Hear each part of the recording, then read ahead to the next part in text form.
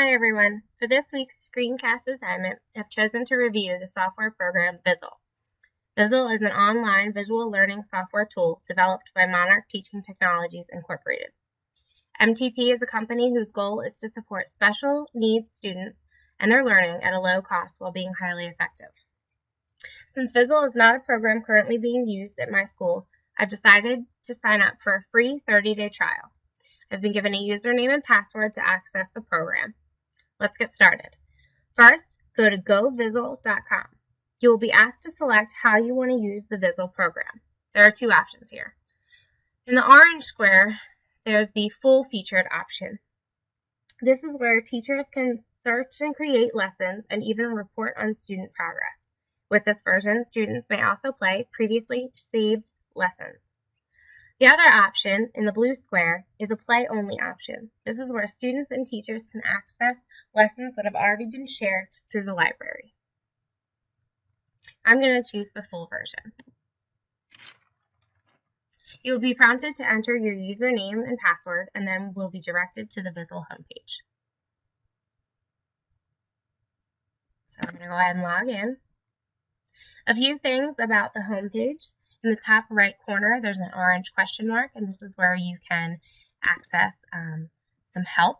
You can take tours of how to use the program by clicking on the orange and green squares.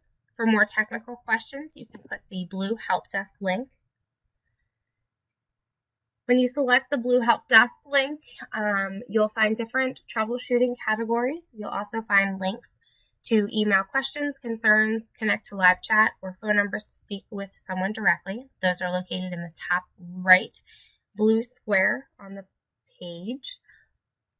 And then going back to the Vizzle homepage, there's a blue film strip in the top where you can take a video tutorial of the Vizzle program itself. At the bottom of the screen, you'll find orange links. And by clicking on any of the orange links, you'll be directed to the story blog, where you will find announcements, visual learning tips, and even new features for the Vizzle program. On the center of the web page, you will find the most recent lessons that have been loaded to the shared user library. You can preview the lessons here. By clicking the right or left arrows of the screen, you can move through the carousel to see what different lessons have been most recently added. There are 4 ways to use the Vizzle program. Each one has a blue film strip which will show a video of what you can do with each area. The 4 areas are share, teach, create, and report. Let's start with share. Here you can search pre-made lessons. I work in a life skills classroom where we work on a variety of self-help skills. So let's say I want a lesson on dressing. Type the word dressing into the search bar and select search. Here you'll find results for any lesson related to dressing. So I did some research myself and I found a story on how to tie shoes. So let's take a look. You want to double click on the lesson that you want to look at. And you can either choose to have an unassigned play session or you can assign it to a student so you can track their progress as they go through the different lessons on the Vizzle program. So here's a story about tying shoes. It's very easy to use. You can add audio or video or both to a lesson if you choose to. So let's take a look at the video.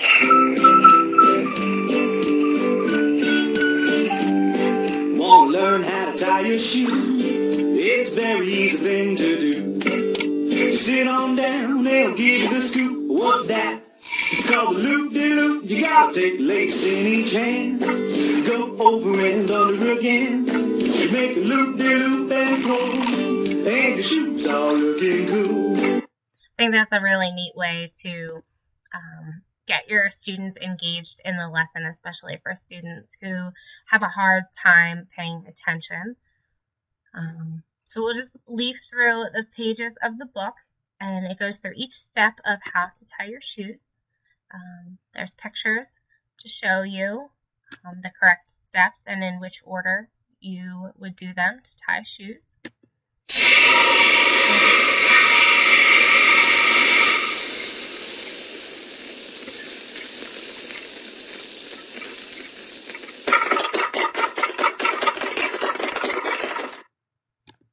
And then at the end of the program, it gives you a little celebration, which I think is fun for the students.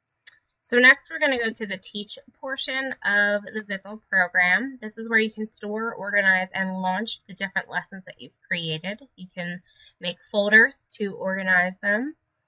And this is where you'll go to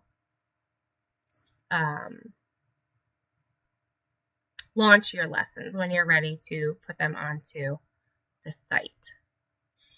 Let's go to create. You can create lessons using games, schedules, matching, and many others.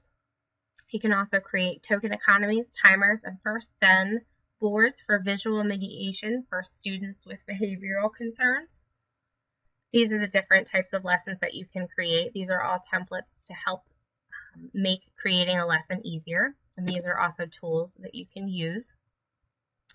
So if you click on any of them, you will go ahead and be able to create how you want to use one of the tools, like a timer. So you can really kind of create whatever color you want to do. If you want to have an image there, show the numbers around the timer, the hands of a timer, and then you can select how much time you want the timer to display. So in order to leave the page, you want to hit exit authoring. You do not want to save because we haven't done anything. But one thing I did learn when using the program is if you select the back arrow on the toolbar, it will completely exit out of the program. So the last section is the report section, where you can create goals for the student, track their data, and look at their progress while using the program. So this allows you to see how your students are doing, and then you can make adjustments to your lessons based upon their needs. I hope you've enjoyed looking at Vizzle with me, and I hope you have a great night.